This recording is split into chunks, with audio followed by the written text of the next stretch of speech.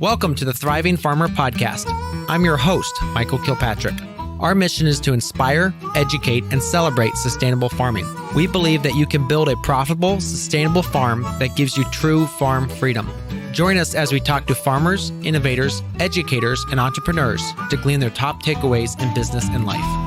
Hey, Thriving Farmers. So today's episode is with Jonathan Bruderlein. Now, Jonathan is a farmer, horse-powered farmer out of Canada, and recently he's also taken up farmer coaching, life coaching with farmers. And so it's a fascinating interview. The main thing, though, we talk about is his transition from horse-powered farm in Canada for a number of years. And about 3 years ago, his wife came to him and said, hey, let's take a sabbatical and take our market van and travel the U.S. and Canada and see a whole bunch of farms. So they did that for the next couple of years with their 3 to 5 year old son during that time. And now they're back in Canada, getting ready to start their farm 2.0. And so we dive into the management of organic farms. We dive into what he learned on his trip. We talk about a little bit of life coaching and how that interacts with farmers, and some of the common struggles that farmers face when you don't look at the 30,000-foot view. So great conversation with Jonathan. Really appreciate him willing to come on to the podcast,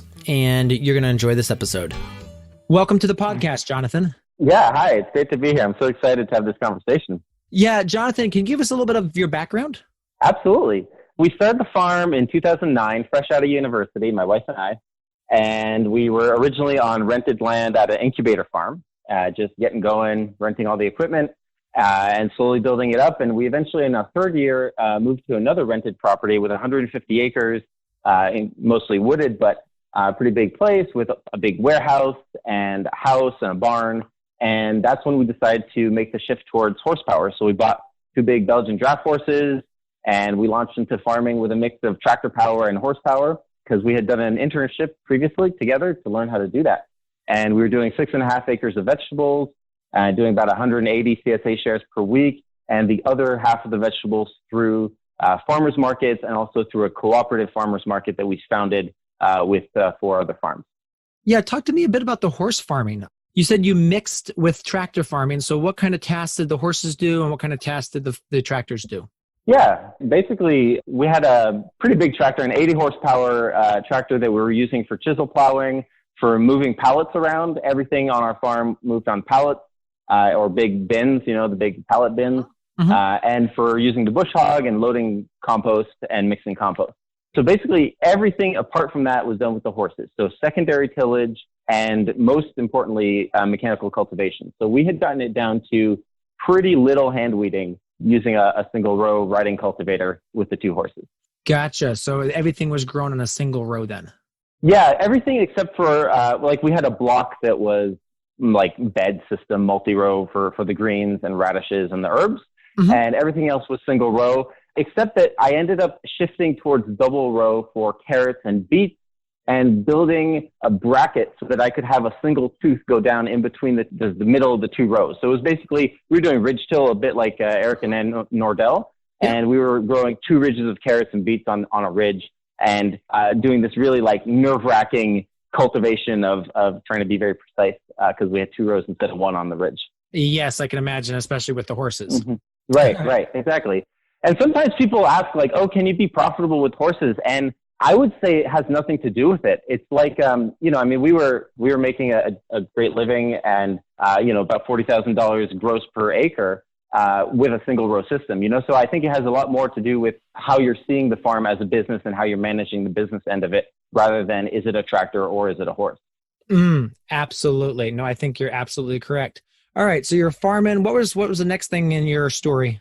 Yeah, basically, everything was going great, apparently, and we were on track to buy a farm. That was my idea. We were going to buy that 100-acre farm and have the mix of animals and vegetables and all in rotation, this beautiful image I had created when I was 22 when we started the farm. And, online pre-approved to get pre-approved. There's a government agency here that supports farmers with financing, and we were in line to get a $800,000 loan to buy a big, huge farm. And it was like, all right, let's do it.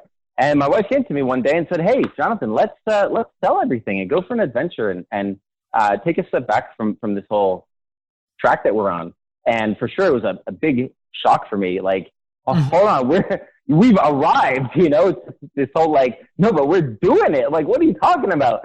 But I let that simmer, and I came around and said, you know what? Yeah, let's do it. We're young, and this is the time to do stuff like this. So we sold all our equipment, the horses, let the lease go, and turned our Sprinter truck into a camper and set out across the country on a this is actually our third year off of the farm.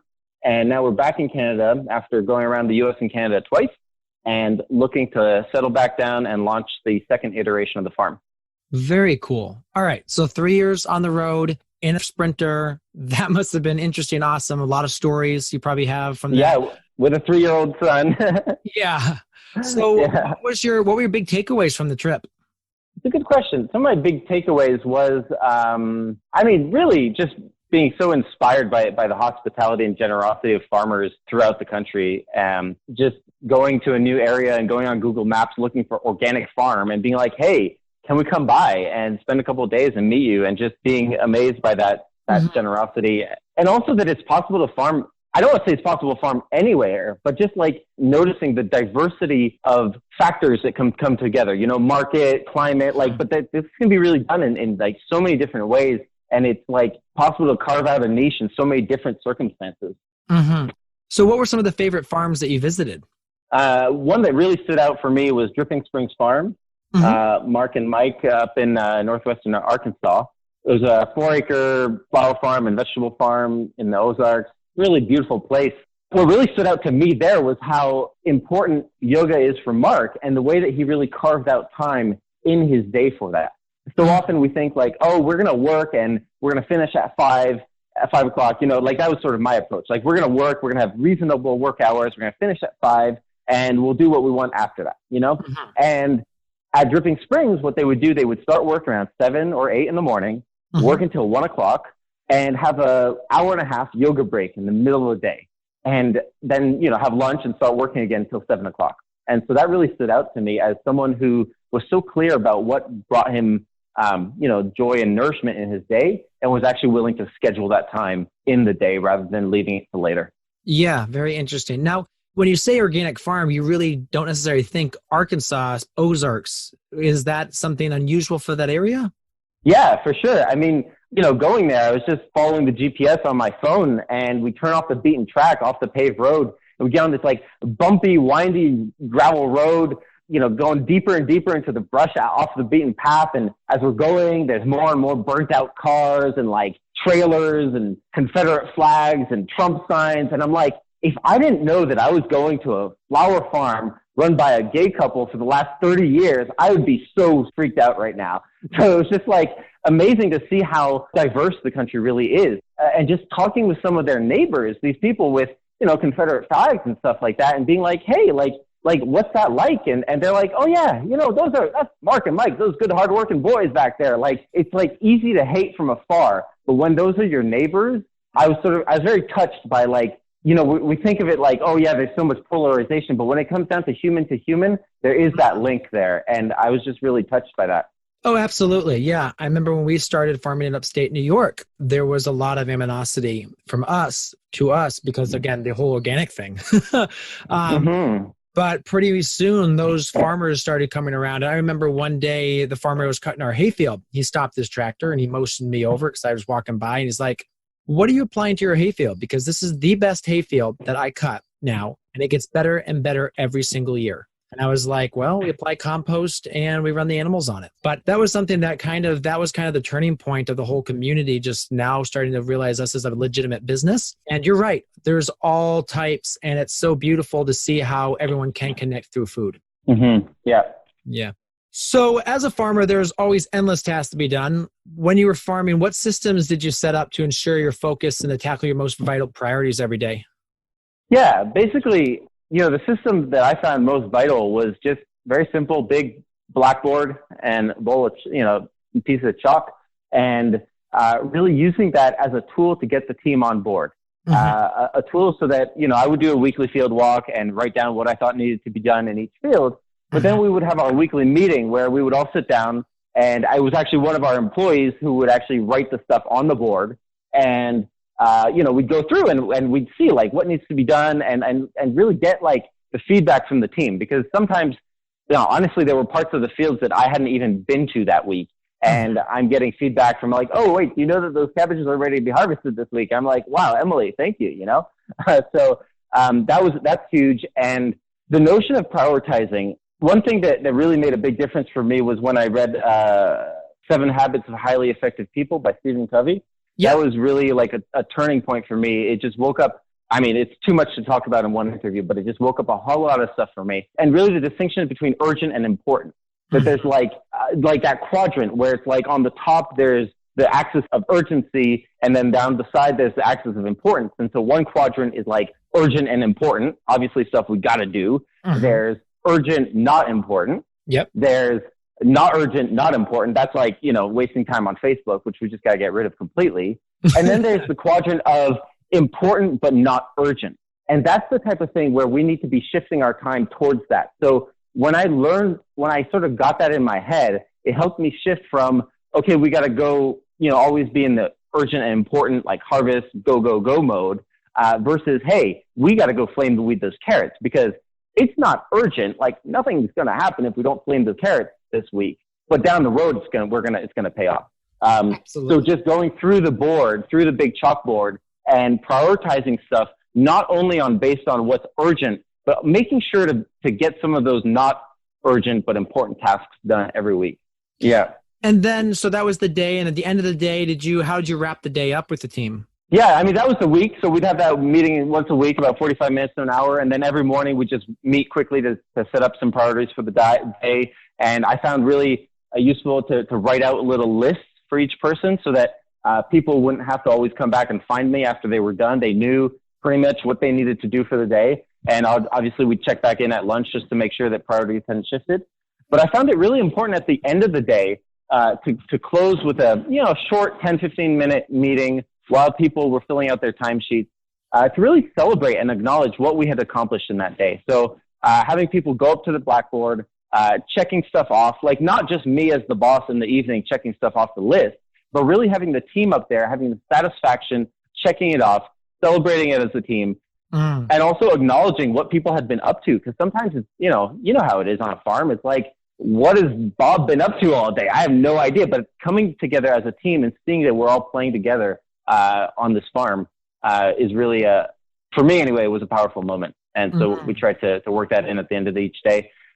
It's so easy to think of meeting time as like wasted time. I meet farmers, we didn't touch on this yet, but I have a coaching business now. So I'm bringing the life coaching model into farming. But one of the things that I see is so many people, there's this idea that having a meeting is like not productive time, And I mean, I can understand you're not going to have a meeting with your crew of 30 people for an hour every morning. Like that would be pretty expensive. But carving out that time to make sure that, we know what we're going to do, but also that we're cultivating a sense of we. And that time, I find is some of the most profitable time that can be spent on a farm, personally, from my experience. Anyway. No, absolutely. Yeah. And to me, it's all about that 30,000-foot view, stepping back, looking at the big picture, and then purveying that big picture to the team so they can implement it on the farm is so key. Mm-hmm. What do you feel like your daily habits? You've talked about some, the daily meeting. Do you have other daily habits that you strongly believe contribute to your success? Yeah, absolutely. So for me, one of the most important parts of my day is the morning. So I have a morning routine I do. I make sure to wake up before my family so that I have, maybe an hour in the house quiet where I'm the only one up. It's not really important what it is maybe it is. But for me anyway, personally, my morning routine is I do like maybe 5, 10, 15 minutes of yoga, nothing too serious, just getting my body moving. I have a bit of a meditation practice. And then just setting some intentions for the day and going from there and just really taking that time to connect in with like what is most meaningful for me. Because coming back to that urgent versus important thing, it's like so often it's just go, go, go, get the veggies in, get them out, or family stuff or whatever. And it's like important for me anyway to connect with like what is that life's intention that's behind this? Like what is this farm a tool for me to accomplish?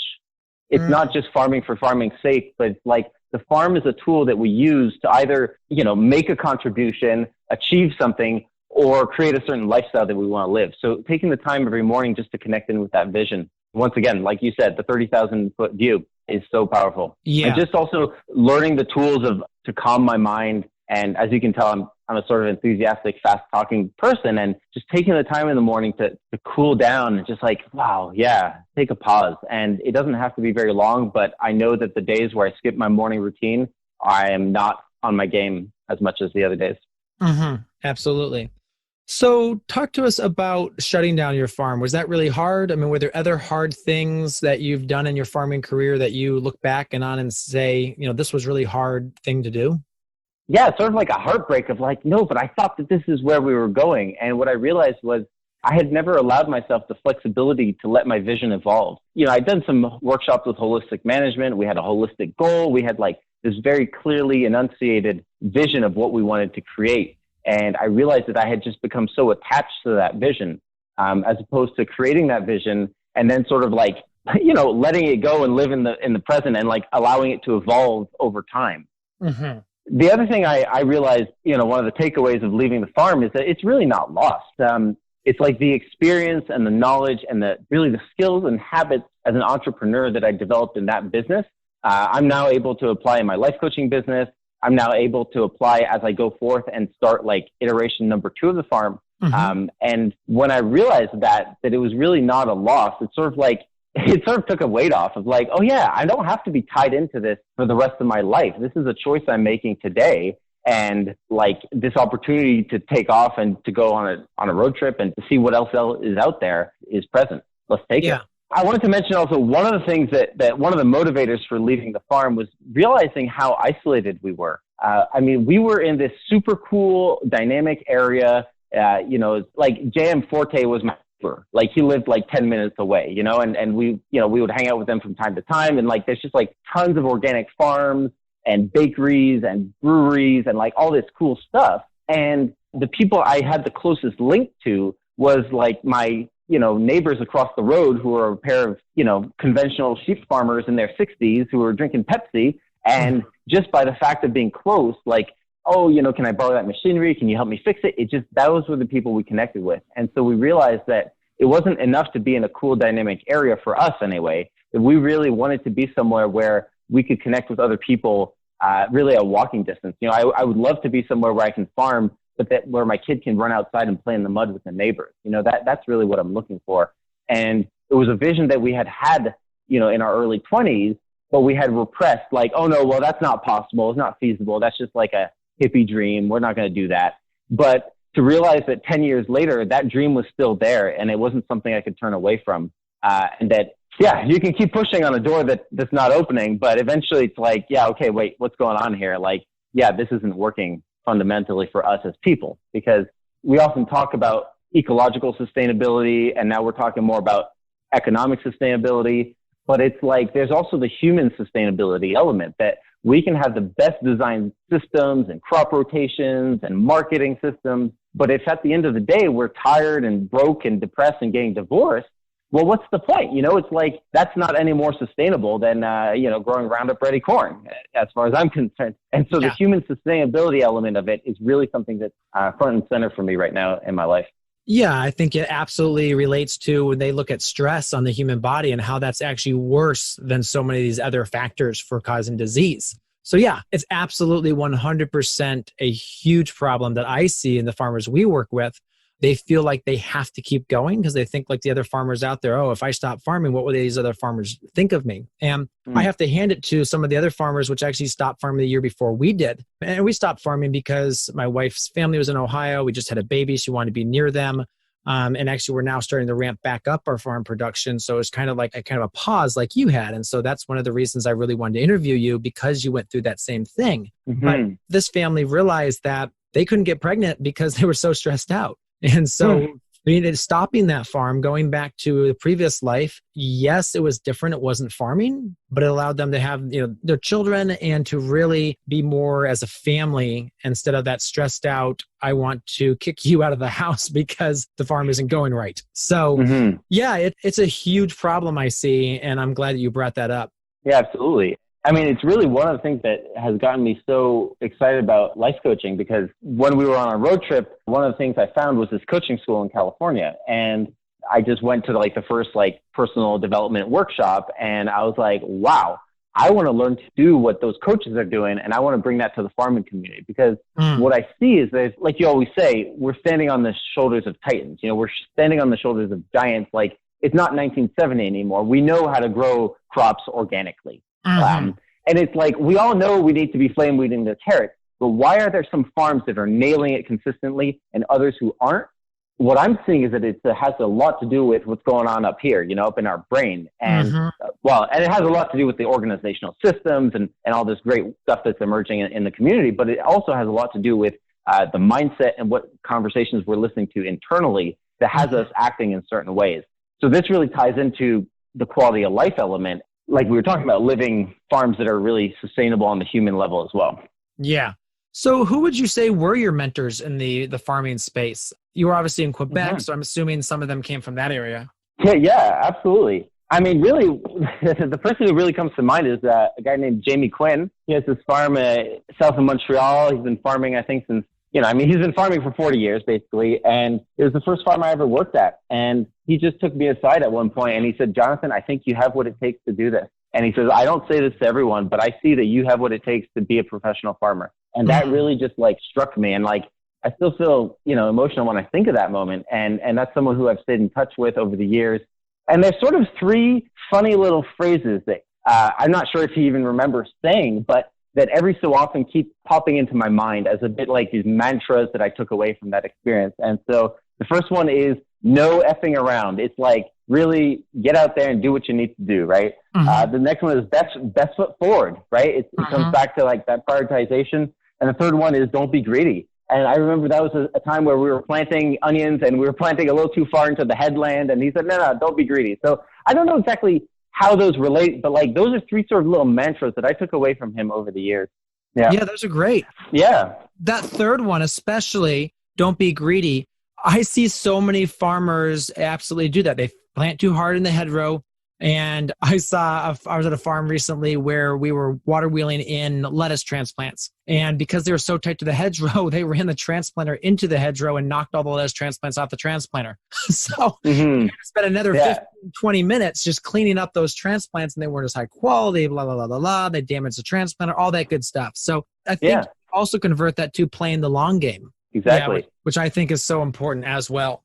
And it ties into what we were talking about earlier about taking the time to have team meetings, right? It's like, either we can be looking at the clock and seeing how much this is costing us, or we can be seeing like, hey, this is how we build a team. Absolutely. Yes.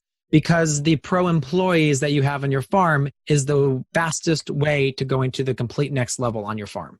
Absolutely. All right. So you're starting a new farm. You're thinking about it. Iteration 2.0. What things are you intentionally doing to set it up easy and light for you? Oh, I wasn't expecting that question. It's really a pleasure starting a farm with experience. One thing that I'm doing different this time around is actually doing some market research, actually looking at, what's out there, what are people doing, and where is there an opportunity, really? And so what I'm looking at right now is probably getting into cut flower production and focusing in on, maybe 5 to 10 different species of cut flowers for the sale to, florists and wholesalers in the Ottawa area. So just taking the time to actually sit back rather than thinking like, okay, what's the sort of standard model? It's really looking at like, oh, what's that next wave? It's like I'm looking around and seeing, it's great. There are so many new organic farms out there, and I'm not necessarily seeing that demand is increasing as fast as supply. And so I'm like, well, what's the next wave? I'm just looking at that and trying to figure that out. Another thing I'm doing is really sitting down and actually writing out some standard operating procedures this time ahead of time so that I can hit the ground running with them. Gotcha. So that when you're selling this product and you're setting your farm up, first, you know exactly where the market is and where you're selling the product. And second, you have a quick way to train and onboard your team members to make sure that everyone's as efficient as possible from the start. Right, exactly. And that's one of the key things that I'm planning on doing differently this time. And, I'm not sure I could have done this the first time around because I now have, about a decade's worth of experience, but I'm definitely going to be looking to build a team much faster and looking at how do we build a team of people who actually have management responsibilities. It's like the difference between delegating a task versus delegating a role or a responsibility in the farm. And so one of the things, for instance, is I'm definitely going to be hiring an administrative assistant like much sooner than I did the last time around. And that's actually something I wish I could have gone back and told my beginner farmer self, would be hire someone to do QuickBooks and to answer those simple emails and to do payroll and all those things that it's like I can do, but it's like, A, I'm not super great at doing it, and B, I don't really enjoy it. So definitely hiring someone to do some of the administration work earlier this time. So setting up roles on your farm as well so that everyone owns their areas of responsibility and everyone's in their zone of genius. Right, exactly. So where do you like to find employees? Well, the first time around on the farm, I had mostly people. We have an agricultural school here in Quebec that has a great program. So I was getting several of my employees were graduates from that program, looking to gain a couple of years of experience. There's a really interesting project in Ottawa, which is the Ottawa Greenbelt, which is 15,000 acres of federally owned protected farmland in a belt around Ottawa, sort of contain urban sprawl. So I'm currently negotiating look for a piece of land to lease in the Greenbelt. And so I'm hoping that by being close to a city of about 1 million people, I'll be able to tap into certain demographics that we don't often think about in terms of employees. And one key area, I would just love to have a team of, that like collaborate with a refugee integration organization to bring people on who actually come from farming backgrounds in other countries and who have, immigrated or who have come as refugees to Canada. And like, wouldn't it be cool to have a team where your manager was like a farmer from Senegal, and then like your greenhouse manager was a farmer from Nicaragua, and that's a sort of an area that I would like to look into further. Is how do we get people on that really, appreciate that work and who would just love to work as a manager on a farm rather than being an Uber driver, That is such a cool idea. And I'm really looking forward to seeing how you develop that out. Me too. I'm a little shy about talking about that on a podcast because at this point it's totally just an idea. And so we'll see how we actually implement that going forward. Very cool. Hey, Michael here. I hope you are enjoying this episode so far. If you are looking to shave hours off your week and become a thriving farmer, you're going to want to head over to growingfarmers.com/free resources. There we have a resource bundle, which contains a bunch of different ebooks that we put together over the years on everything from winter growing to wash and shed efficiency to pastured poultry processes to building your farm and buying the right property. One of the resources I want to highlight is our Profitable Farmers Toolkit. Now, this is something that's been downloaded by over 3,000 farmers. It's a free resource. It contains tips for setting up your farm, financial systems and apps that you can use to track your farm, our favorite tools for the greenhouse, field, and wash and shed, innovative apps for farming, and how to put automated systems in place to make your farm run more efficiently. So if you haven't already, pop on over to growingfarmers.com/free resources and download it today. So let's talk a little bit more about your marketing. So you said you really want to focus on the wholesale side. Are you over farmers markets, or you just think that the best way to streamline the products that you want to sell and the demand is to that wholesale market? Well, this is really in a case where I'm talking specifically about cut flowers. I think in a scenario where I would be looking at going back into vegetables, I would definitely not wholesale. I would stick to farmers market. One experience in terms of marketing that was really satisfying was setting up a collective marketing stand here in Montreal. The website is bioloco.com. I think that's the website, or .ca. Anyway, I can give you the exact website, but we have a large farmers cooperative here where we got together about 125 organic farmers from throughout the province to work together either through collective marketing, collective purchasing, political representation, training, that kind of stuff. And one of the sub-projects that I took on was to start a collective marketing branch in Montreal at the farmers market. It's called Jean Talon Market. It's a large market. So we had to stand there 4 days a week. We had a cold room that we built on site. We had hired a market manager, and we basically split the crops up between 5 farms and worked together to supply that stand. So that's definitely something that I would be interested in looking in further in terms of marketing, specifically as we go forward in an environment where there's more and more small scale farms, and the demand, at least here, I'm not seeing it growing as fast as it was maybe 10 years ago. And so looking at ways of coming together and marketing cooperatively is really interesting. Very cool. All right, let's talk about advice to new farmers here. What do you think is the biggest mistake that you see beginning farmers making? I would say it's really taking on too much, and both in terms of taking on too many projects and in terms of taking on too much land. I have that, from my own personal experience. We had big dreams for what we were going to do and pigs and this and that. And, we did pigs for a couple of years, but we ended up stopping that and just really dialing it in, really figuring it out. Like, what do I want to master to start with?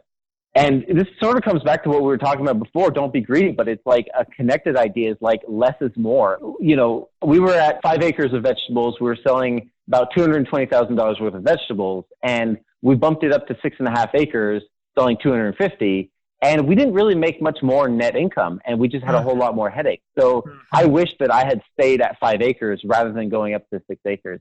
And that's something that I see a lot with my clients. It's like, I really think sometimes doing less is doing more, like focusing in and growing as the key indicator parameters indicate it. Numbers are numbers, but like in my mind, I have some ballpark numbers that I play with. It's like, if you're a bio-extensive model, like wide spacing, for me anyway, I would not want to grow my farm if I wasn't making at least 40,000 gross per acre. That would be like, baseline. And for a bio-intensive model, like a JM sort of model, if I wasn't making $100,000 per acre, I wouldn't want to grow much bigger than that, And so, Exactly. so those are really doing it better rather than doing more. Absolutely. So are there any specific crops you would say that new farmers should avoid their first year? I'm a strong believer in shifting the crop mix more and more towards high income crops.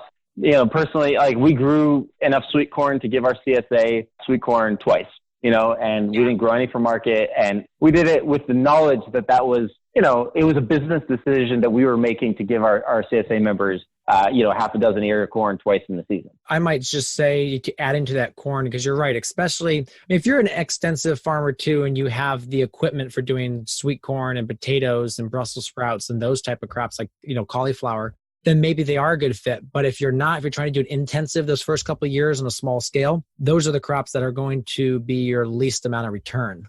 Right. And really just taking the time to, it's not like you're not allowed to grow any low return crops. It's just one year I made this chart where it's like I had dollars per acre for each crop, dollars per bed foot or whatever unit you want to use, versus total gross income of that crop. And my guiding line was I ranked both of those and they needed to be proportional. It's like I can grow some sweet corn, but it's got to be like number 32, right? You see what I mean? Absolutely. Now we actually went one step further. So we actually now have a spreadsheet and we're actually turning it into a web app that is dollars per square foot per week per crop. That is so cool. Yeah, because you look at like greenhouse tomatoes versus looking at lettuce versus looking at spinach, and you're never quite sure actually what's making you more money. And so, and obviously the whole nether step would be to add in all the expenses for those crops. That's actually getting real complicated, which we haven't done yet. We're still thinking that version through. But I think the dollars per square foot really allows people to rank those crops and see instantly how their land is returning their investment, especially when you start going to 4-season farming and greenhouses and all of that. Yeah, that is so exciting. I can't wait to see that. Yeah. Right now, the spreadsheet version, we have it for our SFU members. But when the web app comes out, I think we might actually offer that as a standalone product. So we'll have to see, though. Amazing. Speaking of money, if I could go back to my beginner farmer self and tell him something, I would say pay more attention to your budget. And that the budget is not just a tool that you make in January and then look at the following December. The budget is really something, for me anyway, when I made the shift of like, I look at my budget once a year versus I look at it every month or every 2 weeks versus where I'm at in reality, really seeing that the budget is a tool to make real-time financial decisions. So I had set up a spreadsheet with color coding, conditional formatting, so that I could see like, as I go through the season, how am I doing? Ooh, I see farmers market sales are a little slow, and I find myself anyway, and several other farmers I observe, like we have a better grasp of our income than of our expenses. But it was when I started dialing in on the expenses to say like, hey, I need some screws. How much money is left in my hardware budget? Like, do I have enough money to go buy that 5,000 screw box that's going to be like cheaper per screw? Or like, should I just go with the 500 screw box because I don't want to bust my budget this year? It's so easy to get into thinking like, oh yeah, I'm going to get the big format. It's going to be cheaper. Like in the Lean Farm book, they talk about like there's a cost to inventory and there's a time for buying bulk. Yeah. And there's also a time for looking at my budget and being like, ooh, that expense account is a little tight right now. So I better not spend any more in that department. To bring that degree of intentionality to how you're managing your money, right? It's like in all these things, we can be on autopilot or we can be, dialing in the intentionality of how are we using our time? How are we using our money? Absolutely. Yeah. If you could pick just one, what would be your favorite farming tool? Can I pick two? Yes, you can pick two. I will give you that leeway today. Perfect. So my all-time favorite farm tool is Google Spreadsheets. I mean, I just love Google Spreadsheets because there's so much things you can do with it in terms of planning, in terms of record keeping. I just really love it. And I love the fact that you can have it up in the cloud and access it from multiple devices, and it's not just stuck on a computer. It's one of the things I'm really excited about this fall is really taking my spreadsheet skills to another level with Dan Brisebois and his Farmer Spreadsheet Academy. I am so excited to join that program. And so it's like, very cool. Because I mean, I've been geeking out with Dan for years about spreadsheets, and to finally see him come together and like put it into like a program and like have his undivided attention to geek out even further. I'm so excited for that. Yeah. My other favorite tool is the Rake. Okay. Talk to us about the kind of rake. Well, first of all, I love the timely weeding rake from Two Bad Cats. I've had a chance to use it a couple of times. And, what I would just note with that is that only works, like you have to be at the white thread or cotyledon stage. And this is something that I am so glad that I knew in my farming days as a beginning farmer was, like Elliot Coleman says, cultivate, don't weed. Yeah, so that's one kind of rake. Because that rake actually came out just as I was leaving the farm. And so the kind of rake I was actually using was just a rigid rake, like not a leaf rake, but really like a gravel moving rake. And this is a trick I learned in a book called How the Farm Pays, which is a book from the 1800s where it was a vegetable farmer and a dairy farmer who wanted to write a book together and finally sat down and hired a secretary to transcribe their conversation. And so this was a vegetable farmer in Long Island who was using this trick was with a rigid rake, raking the rows of direct-seeded crops perpendicular to the row as a way of killing the weeds in the row. And it can be sort of freaky when you start, but it's like the degree of control that you can exercise with a rigid rake on a single row is amazing. And so I was actually able to go in and, break the crust and get out those white threads just as the carrots were coming up. So now, were you raking up to the row or were you raking right through the row? I was going through after a cultivation pass. So the soil between the rows had already been disturbed. Okay. And I was raking on the row, exclusively on the row in a perpendicular direction. Okay. All right. So you weren't like trying to do like hilling action. It was still just going straight across the whole bed. Yeah, exactly. I was trying to pull the weeds out of the row. Yeah. All right. Yeah, it's kind of hard without seeing it, but I got you now. You're going right through. You're just getting the in-row weeds with that rake. Exactly. And so, I mean, I know you can do that with different tools, but I just thought it was so neat to pick up this trick from the 1800s and to bring it forward and see how great it worked. We both say there's nothing new out there. It's all just reusing the old tricks and techniques that have, been hundreds of years past. So if you did want to go back, we did a episode with Dan, and Dan, I think, was season 2, episode 2. So if you want to go back and listen to that, Dan does talk a little bit more about his spreadsheets and the Spreadsheet Academy, which I'm also super excited for as well, because there is literally so much you can do with that. Yeah, absolutely. And Dan and the whole gang at Turnesol Farm is, another group of mentors I will just send a shout out to. That was the second farm I ever worked at. That's where I fell in love with record keeping and where I really grasped what could be accomplished with proper planning. I mean, that's just one of the biggest takeaways that I got from that farm. Absolutely. All right. So you've mentioned it a few times. Talk to us a little bit more about your farm coaching services. So you learned about it in California. You started bringing it to the farming space. How does that really work? Yeah, I learned about it in California, and then, I got so enthused that I just registered for the coach training program. And so it's not a coach training program for farmers. It's life coaching. It's for people, right? And you know what? Farmers are people too, I've discovered. And so for me anyway, the way that I've experienced it is that there's times where it's like I am so in my own stuff that I can't even see I'm in it. And coaching is a relationship with a coach, with a person who has the tools and techniques. It's like that fish out of water moment. It's like the fish doesn't know he's in the water, but you pick him up and it's like, holy smokes, I'm in the water. And to be able to actually see, like, what are those fears and limiting beliefs and like familiar internal dialogues I've been listening to that are holding me back from making the contribution I want to make. Because like I was saying, I see so many farmers and my friends, like so passionate and like so mission driven. And it just breaks my heart to see people not reaching their full potential, not making that contribution that they're here to make. Yeah. So it's the limiting beliefs. This is the way farming is. So recently I was working with a couple one-on-one. We do about 6 of those a year because, again, my time is very valuable and I don't have a lot of time. So we only do like 4 to 6 like one-on-one consultations, the in-depth ones. And they said, the limiting belief that we had when we were farming for the last 10 years is that you could not do this full time. You could not make money on it. He said, that's how we were raised. We were raised, and when we started our farming career, is that, your farm broke even and you had a town job. Or, you were financed by a foundation or something like that. And I think far too many farmers believe that, or that you can't make good money farming. You can only make okay money farming. And I think you and I both know that there's multiple farms out there that make a really good living off of this.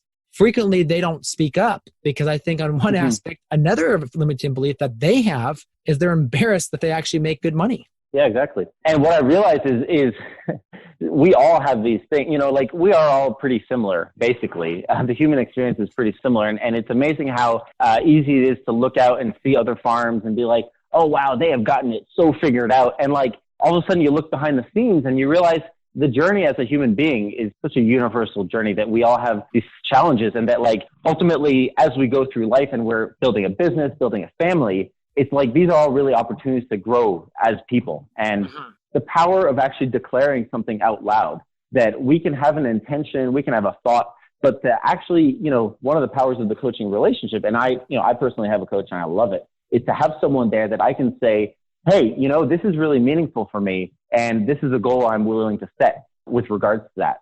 And to have that structure where I know that if in 2 weeks I check back in with them and I haven't done it, they're going to be there to support me, to see like what's coming up that has me holding back from really playing full out, Yeah.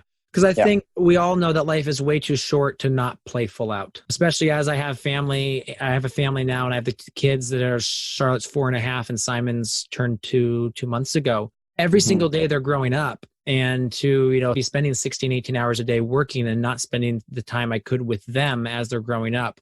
That's super important to me to make sure that the business I build, the life I lead, does have that intentional time to spend with the family and to be able to be at their dance recitals. And, when I'm sure Simon's going to play soccer when he grows up, he already kicks the ball like a champ. So, but, that's the kind of stuff that I want to make sure. And that's what we want for our listeners too. That's one of the reasons we do this podcast, is so that you guys can get the tips, like the stuff you've talked about today, Jonathan, the intentionality of building your farm business so that you can have the time for your family. Right. And how to keep that front and center, even in the busy part of the summer. Like, not saying we all got to take 10 hours a week to be our, soccer coach, but we have these deeply meaningful things we want to do. And how do we not forget about them in July? Exactly. And include the family too. So I know some farmers, which, just like I'm always working and the family never sees them. I know other farmers, a couple I work with, that they are really good at making sure the farm is the part of the family too. And the family is doing things together. So Jonathan, where can people find more about you and your work? Yeah, well, they can check out my website, organicfarmercoach.com. And I'm actually putting together a group coaching session starting in December. So it'll be the second iteration. There'll be 6 farmers coming together as a peer group to really delve in deep, coming together to really support each other 100% with the focus of a coach to score our goals together. So that's organicfarmercoach.com. Very cool. Well, Jonathan, it's been an absolute pleasure having you on. I really appreciate the work that you're doing and looking forward to catching up in a couple of years as your Farm 2.0 takes off. Yeah, absolutely. And thank you so much for putting together this podcast. I really enjoy listening. And I also really enjoy the work that you're up to and the contribution you're up to and the precision that you bring it to it. And, I've been listening to a lot of online marketing stuff and just seeing you go and seeing the things, how you are implementing and nailing this stuff. It's like, wow, if he is any bit as good of a farmer as he is on the whole online space, it must be awesome. So I just really appreciate that. And so keep it up. I have a lot of fun. Yeah. Yeah, my wife today was actually complaining about the number of peppers that we have in our backyard. Yeah. Yes. Perfect. All right. Jonathan, thanks so much. Have a great rest of your day. Thank you. You too. So there you have it, another episode in the books. So I'd love if you would hop on over to iTunes and leave us a rating and a review. Those mean everything to us. We love to hear what you're thinking. If you have a podcast guest that you can recommend, please pop on over to the